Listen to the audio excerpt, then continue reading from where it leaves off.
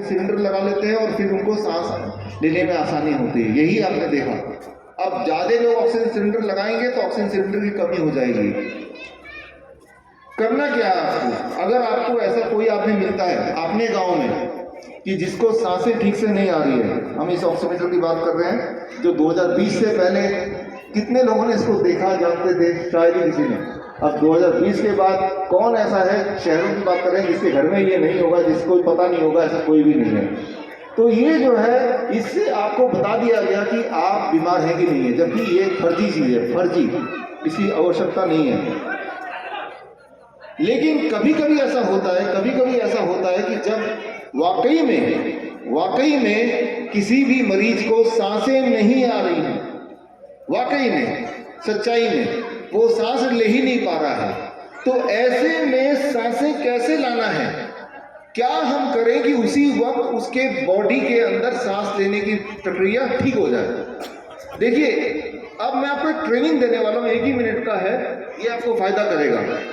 जैसे ही आपको कोई बोलता है कि उसी सांसें नहीं आ रही हैं, सांस लेने में कठिनाई हो रही है, जैसे ही कोई बोलता है, जो हमारे हॉस्पिटल में हम करते आए हैं, अभी भी करते हैं, तो पहला स्टेप आप उसको लिटा देंगे, लिटाएंगे पेट के बल। पेट के बल जैसे ही आप लिटाएंगे 10 मिनट 15 मिनट में वो बोलेगा आप सांसें आने लगी हैं। सांसें लाने का पहला जो तरीका है उसको पेट के बल लिटाना। पीठ के बल लिटाएंगे तो सांसें आना और मुश्किल हो जाएगा, पेट के बल लिटाएंगे तो सांसें आना बड़ा आसान हो जाएगा। कितनी देर तक लिटाना है? काफी देर तक लिटाना है, 2 घंटे 3 घंटे 4 घंटे, कभी कोई पेशेंट मरीज बहुत ज्यादा बीमार है तो 15 घंटे भी पेट के बल। लेकिन 15 घंटे पेट के बल लेटना बड़ा मुश्किल है, कोई नहीं लेट सकता। तो या तो इस साइड या इस साइड, पीठ के बल नहीं, पीठ के बल नहीं। पीठ के बल में सांस लेना मुश्किल, पेट के बल में सबसे आसान। साइड में लेटेंगे तो भी थोड़ा बहुत ठीक है। तो काफी सारे पेशेंट बोलेंगे, मरीज बोलेंगे, जैसे आपने पेट के बल लिटाया, आपने बोला दूसरी बात, नाक से सांस लो और मुंह से सांस छोड़ो। ये 2 चीज करेंगे तो ज्यादातर पेशेंट को यही आराम मिल जाएगा। आसपास इतना ऑक्सीजन है उसके बॉडी में चला जाएगा। ये तो हुई एक बात। लेकिन अभी भी 5% पेशेंट ऐसे होंगे जिनको आराम नहीं मिलेगा। अगर आधे घंटे में आराम नहीं मिलेगा तो क्या करना है, जो हम अपने हॉस्पिटल में करते हैं, ये मैं आपको अगले आधे मिनट में सिखाना चाहता हूं।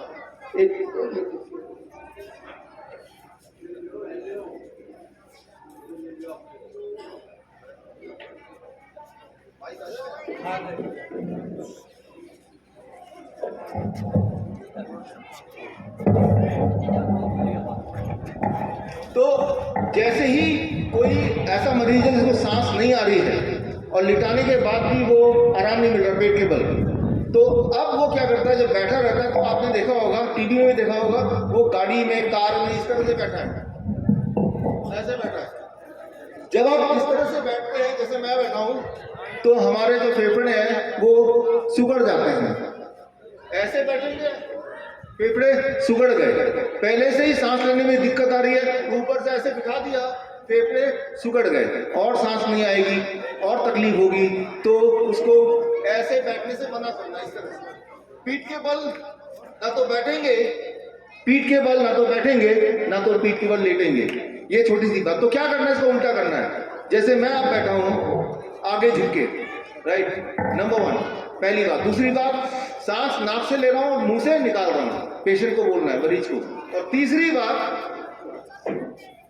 ये पंखा रख लीजिए, अब ये पंखा नाक से करीब 6 इंच दूर ऐसे उस मरीज के लगा दीजिए। कोई पकड़ लेगा शायद, ऐसा भी कर सकता है, या वो खुद मरीज पकड़ ले। जैसे मैं बैठा हूं इस तरह से, नाक से सांस ले रहा हूं, मुंह से छोड़ रहा हूं, नाक से सांस ले रहा हूं, मुंह से छोड़ रहा हूं। ऐसा अगर पेशेंट आधे घंटे करेगा तो वो जो वहां लंबी कतार लगाया हॉस्पिटल में, वो जो ऑक्सीजन सिलेंडर लगा रहा था, या कोई ऐसा मरीज जो ऑक्सीजन सिलेंडर वाला है, अगर वो भी आ जाए, हमारे हॉस्पिटल में जो आते हैं, हम उसका ऑक्सीजन सिलेंडर उतार देते हैं, और जो मैंने अभी आपको सिखाया पिछले 2 मिनट में, ये हम करना शुरू कर देते हैं। और तब 15 मिनट, 20 मिनट, 25 मिनट में धीरे धीरे उसकी तकलीफ ठीक होने लगती है। कैसे पता चलेगा तकलीफ ठीक हो रही है कि नहीं? उसका तरीका, अब ऑक्सीजन उसका तरीका ये है। अब ये इसका इस्तेमाल है, आप देखेंगे कि जैसे जैसे समय बीतता जा रहा है इसमें रीडिंग बढ़ता जा रहा है। पहले 70 था, 71, 72 ऐसे करते 80 तक पहुंचा, फिर 90 तक पहुंचा। और ये अगर ना भी हो कोई बात नहीं, आप मरीज से पूछ सकते हैं आपको कैसा एहसास हो रहा है, सांसों में तकलीफ हो रही है क्या, वो बोलेगा नहीं हो रही है, तो नहीं हो रही तो वो ठीक हो गया, तो ये पंखा धीरे से हटा दिया, धीरे से आगे झुका हुआ है। तो अब जब वो उठेगा, जैसे मैं उठूंगा तो सीधे ही उठ जाऊंगा, लेकिन जब उठेगा तो उसको सहारे से उठाना है क्योंकि अभी भी कमजोर है। और जब बैठेगा तो इस तरह से बैठेगा, लेटेगा तो पेट के बल लेटेगा ज्यादातर या साइड में लेटेगा। तो ये अगर वो पहले दिन एक दिन के लिए कर देगा तो इतना काफी होता है बहुत बुरी तरह से जिसकी सांसों की दिक्कत है उसको भी ठीक करने के लिए। लेकिन इसमें क्या है कि इसका व्यापार नहीं हो सकता है, समझिए आप। इसमें कोई दवा का खर्चा नहीं है, कोई ऑक्सीजन सिलेंडर नहीं है, कोई बेड नहीं है, कोई भी चीज नहीं है। और जो चीजें वो घर में हो सकती है इसीलिए कोई बताएगा नहीं। मेडिकल साइंस की बुक में ये लिखा हुआ है सदियों से, ये कोई मेरा आविष्कार नहीं है। मेरी खोज ये है कि मैंने मेडिकल बुक से लेके पेशेंट तक पहुंचा दिया, मरीजों तक आप तक पहुंचा दिया। फिलहाल ये पंखा है, ये हम हमारे दाते गांव के सुमेर सिंह जी को ये मैं देना चाहता हूं।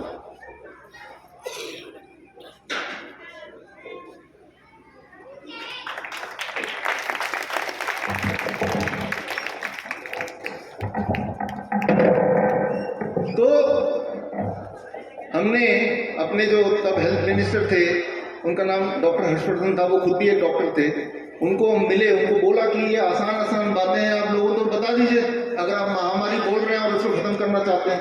पहली बात तो कोई महामारी है ही नहीं, और जिनको सांसों की दिक्कत है वो ठीक हो सकता है। तो इसे जो मैंने अभी बताया ना, इसे मेडिकल भाषा में बोलते हैं प्रोन वेंटिलेशन। नाम जरूरी नहीं है, मैं यूं ही बता रहा हूँ आपको, ये आप कर दीजिए। तो आप अगर मेरी जांच करना चाहें जो मैं बोल रहा हूँ सही है कि नहीं, तो पहली बात तो मेरी भी जांच कीजिए क्योंकि मैं भी जो बोल रहा हूँ वो सच है कि नहीं। तो आप एक शब्द याद रख लीजिए, प्रोन वेंटिलेशन। ये वीडियो रिकॉर्डिंग भी कर रहे हैं, ये नाम याद भी ना रहे तो ये वीडियो देख लीजिए। किसी भी डॉक्टर से बोलिए जो भी ऑक्सीजन सिलेंडर की बात कर रहा है, वेंटिलेटर की बात कर रहा है, कि डॉक्टर साहब वेंटिलेटर की क्या जरूरत है, ऑक्सीजन सिलेंडर की क्या जरूरत है। अगर पेशेंट को हम प्रोन वेंटिलेशन लगाए तो क्या होगा, जैसे ही वो सुनेगा प्रोन वेंटिलेशन उसकी आंख, उसकी कान खड़े हो जाएंगे, ये प्रोन वेंटिलेशन कहाँ से आ गया, ये तो मेरा धंधा चौपट कर देगा। तो ये जो मैंने आपको पूरी प्रक्रिया बताई है, इस प्रक्रिया का नाम है प्रोन वेंटिलेशन। और ये प्रक्रिया मैं चाहता हूं कि आप तक पहुंचे, उसके लिए आज मैं आपके लिए पूरा इंतजाम करके लाया हूं। मैं 10 मिनट ही और लूंगा, और लेकिन इसमें कुछ बातें, कुछ सामान है जो मैं चाहूंगा कि आप तक पहुंचे। तो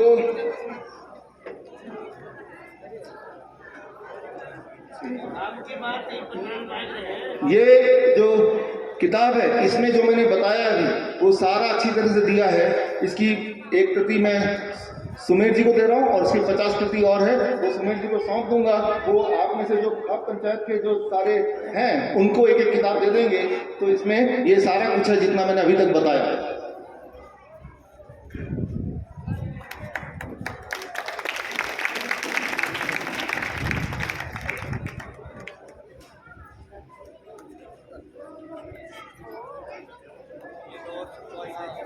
अब 5-10 मिनट और मैं लूंगा क्योंकि अभी ये डब्बा पूरा है, इसमें कुछ सामान और है, राइट। और एक बात जो पिछले 2 साल में हमने देखा, जो बताना बहुत ज़रूरी है आपको, कि जो मरीज हमारे पास आए, हमारे हॉस्पिटल आए, या जिन मरीज को टेलीफोन के माध्यम से हमने ठीक करने की कोशिश की, उनमें से कई लोग, मैंने आपको बताया कितने दिन में हमने ठीक किया, ज़्यादातर मरीजों को 3 दिन में। लेकिन उस वक्त के हालात ऐसे थे, टेलीविज़न में इतना ज़्यादा डराया जा रहा था कि 3 दिन भी उनको भारी पड़ रहा था। उनके घर वालों को लगता था कि ये अछूत हो गया है, इसको छूना मना है, दूसरे कमरे में रहो या कहीं और जगह रहो, हॉस्पिटल में भर्ती कर दो, ये तो हमें भी बीमार कर देंगे। हमारे जहाँ जहाँ हॉस्पिटल हैं उस वक्त जहाँ थे, अब भी जहाँ पे हैं, तो हमने ये नियम रखा है, कोई भी अगर पेशेंट आके बोलता है हम कोरोना के पेशेंट हैं, तो डॉक्टर पहले उसको गले लगाएगा, उससे हाथ मिलाएगा और उसके बाद बैठ के खाना खाएगा, उसको ये बताएगा कि ये छूत की बीमारी नहीं है। मैं आज आपको बताना चाहूँगा, ये जो कोरोना है सही मायने में ये सिर्फ खांसी जुकाम बुखार है, ये कोई छूत की बीमारी नहीं है। हाँ, खांसी से भी कभी कभी किसी को दोबारा 100 में से एक आध को हो भी जाती है, वैसे उतना ही है। तो ये कोई छूत की बीमारी नहीं है जिसमें मास्क लगानी ज़रूरी है। मास्क लगाना छूत की बीमारी है, क्योंकि जब मास्क अगर मैं अभी लगा लूँ, आपसे बात करूँ, तो मेरी जो थूक है और उसके अंदर जो वायरस है, वो कीटाणु है, वो मास्क में जाएंगे और हमारी आदत है बार बार मास्क को ठीक करना, और उसके बहाने मेरे उंगलियों में वो आएगा, फिर उंगली से मैं इसको पकड़ूंगा और आप भी इसको पकड़ेंगे, तो मास्क ज़रूर कीटाणु को फैला सकते हैं। और जब मैं ऐसे बात कर रहा हूँ तो कीटाणु जब खुले आसमान में जा रहा है तो वो खुले आसमान में कीटाणु मर जाते हैं अपने आप ही, धूप में मर जाते हैं अपने आप ही। इस बात को आपको समझना पड़ेगा कि कोरोना कोई छूत की बीमारी नहीं है, लेकिन कोरोना से बचने के लिए जो मास्क बना है वो जरूर छूत की बीमारी है। इसलिए मास्क पहनेंगे तो आप जरूर मरने के नज़दीक आएंगे, क्योंकि जब हम मास्क पहनते हैं तो हमारे अंदर जो वायरस है, जो छींक के माध्यम से शरीर बाहर फेंकना चाहता है, वो बाहर ना फेंक के वो आपके मास्क के अंदर ही अटक जाता है और आप उसी को लेके चलते फिरते इन्फेक्शियस एजेंट बन जाते हैं, उसी को लेके पूरे दिन घूमते रहते हैं और बाकी लोगों में भी फैलाते रहते हैं। ठीक इसी तरह से टीकाकरण है। देखिए, टीकाकरण जब होने वाला था पिछले साल 16 जनवरी में लॉन्च किया गया, मुझे इसलिए पता है क्योंकि हम बहुत ही गहराई से इसको देख रहे थे तब से, जब 2 साल पहले, क्योंकि हमें पता था कि ये अंत में टीकाकरण लेके आएंगे और एक बहुत बड़ा बजट लगा देंगे। याद रखिए, हमारे हॉस्पिटल्स हैं, मैंने आपको बताया, टीका लगाने के छोटे बच्चे जो 18 साल वाले, तीसरे दिन किडनी फेल हमारे हॉस्पिटल में भर्ती, टीका लगाने के दूसरे दिन हार्ट अटैक, टीका लगाने के पहले दिन उसको इतनी सारी उल्टी, इतना खून की उल्टी, ब्लड क्लॉट एक्सेट्रा, ये सारी चीज़ हमने अपने आंखों से देखा है। इसीलिए बहुत ज़्यादा समय ना लेते हुए मैं टीका के बारे में इतना बोलना चाहूँगा कि किसी भी हालत में टीका ना तो खुद लगाएं ना किसी को लगाने दें। वो इसलिए टीका आपको नहीं मार रहा है, आपके पूरे आने वाले पुश्तों को खराब कर देगा, आने वाले पुश्तों को ऐसा बीमार करेगा जो अगली नस्लें पैदा होंगी, फिर कोई दवाई नहीं है उसको ठीक करने की, कोई तरीका नहीं है ठीक करने का। वो तो लग गया, एक बार तो लग गया, तो कभी भी किसी को लगाना नहीं है, ना लगाने देना है। ये एक है। इसके बारे में अगर आप पूरा जानना चाहते हैं तो उसके लिए मैं किताबें लाए हूँ, यहाँ दे दूंगा, क्योंकि कम समय में बहुत सारी चीज़ नहीं बताना सकते। एक चीज़ मैं आखिर में बताऊँगा, अभी अगला से 5 मिनट लूँगा और आखिर में एक बात और बताऊँगा, उससे मैं इसको क्लोज करूँगा आज का ये दिन। वो ये कि मान लो यहाँ से जितने भी लोग हैं आज घर गए और अचानक आप में से किसी को बुखार हुआ, तो बुखार में क्या करना है मैंने आपको बता दिया ऑलरेडी, नारियल पानी और मौसम्बी का जूस बता दिया सबको, लेकिन उसमें यह भी बताया कितने दिन लगेगा ठीक होने में, 3 दिन लगेगा। लेकिन अगर आपको काम है 3 दिन में ठीक होना नहीं चाहते, आप उसी वक्त ठीक होना चाहते हैं, उसी वक्त, ऐसे में आप क्या करते हैं, पैरासीटामोल की गोली लेते हैं ना, पैरासीटामोल गोली ले लिया कि डॉक्टर ने गोली दी बुखार की और बुखार उतर गया। लेकिन होता क्या है कि जब बुखार उतरता है उसके बाद जैसे ही गोली का असर खत्म हुआ, बुखार दोबारा चढ़ जाता है। इस बार जब बुखार चढ़ता है तो पिछली बार से ज़्यादा चढ़ता है। इस बार जब आपको कमजोरी होती है तो पिछले बार से ज़्यादा कमजोरी होती है, और ये सिलसिला चलता रहता है। और इस सिलसिले को ज़्यादा लंबा चलाएंगे, बार बार चलाएंगे, बार बार खाएंगे, तो आपका किडनी और लीवर फेल होता है। हमारा किडनी का ही हॉस्पिटल है, वहाँ हम लिखवाते हैं मरीजों से कि आप पिछले 1 साल में जो जो दवाइयाँ खाई थी वो जरा लिख के दीजिए। तो हमें पता है कि अगर आप अपने किडनी को, दोनों किडनी को अगर फेल करना चाहते हैं कि बिल्कुल फेल हो जाए 1 साल के अंदर, तो आप सिर्फ एक काम कीजिए कि जब भी आपको बुखार हो फटाफट आप पैरासीटामोल की गोली खा लीजिए। राइट, तो गोली तो खानी नहीं है और ठीक भी होना है, गोली नहीं खानी है और तुरंत ठीक हो जाना है 1-2 घंटे के अंदर। जितनी देर में कोई गोली लेके आएगा, जितनी देर में कोई डॉक्टर के पास जाएगा, उतनी देर के अंदर ही अगर आप ठीक होना चाहते हैं तो ये मेरा आखिरी 2-3 मिनट है, क्या क्या करना है, 3 ही चीज करने हैं। देखिए,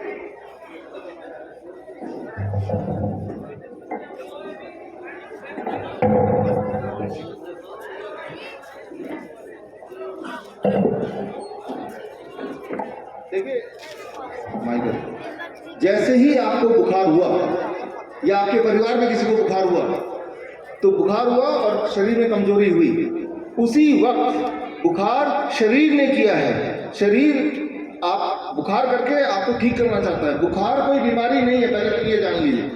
तो आपको शरीर को सपोर्ट करना है। तो जैसे ही बुखार हुआ या बुखार गर्म हो गया हाथ पैर बॉडी, आप ऐसे बैठेंगे जैसे मैं बैठा हूँ और एक बाल्टी ले लेंगे। बाल्टी सबके घर में है। बाल्टी में पानी भरेंगे, गर्म पानी। कितना गर्म? इतना गर्म कि उसका टेम्परेचर होना चाहिए 42 डिग्री सेल्सियस। 42 डिग्री सेल्सियस पे पानी गर्म होना चाहिए। अच्छा, 42 डिग्री सेल्सियस पानी कैसे पता चलेगा? इसके लिए मैं चाहता हूं कि आप लोग एक काम कीजिए कि आप थोड़ा सा खर्चा करके दुकान से कहीं से भी, ये आता है थर्मोमीटर, पानी का थर्मोमीटर। पानी कितना उसका टेम्परेचर ये बताता है।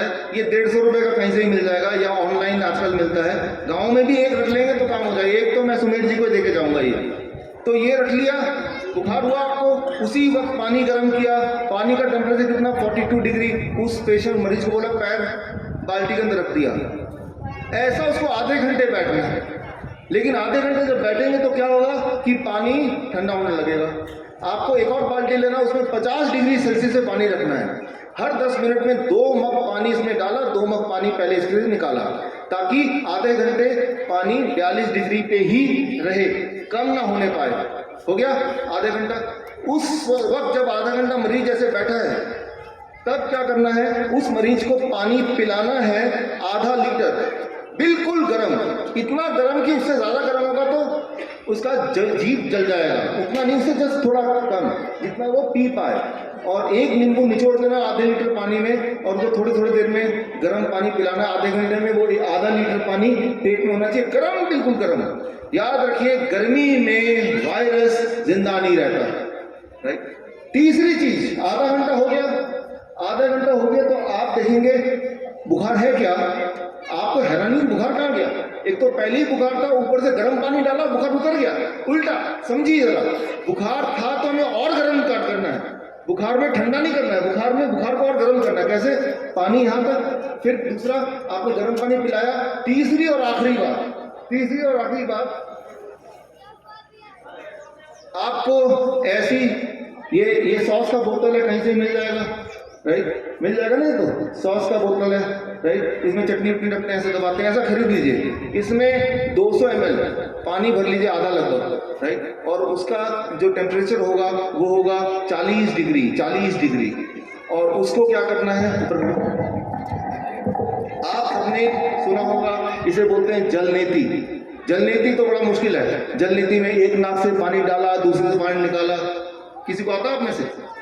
नहीं आता, मुझे भी नहीं आता, बहुत ही मुश्किल लगता है। मैंने कभी करने की कोशिश नहीं की, एक बार किया था तो पता नहीं अजीब सा लगा, मैंने छोड़ दिया।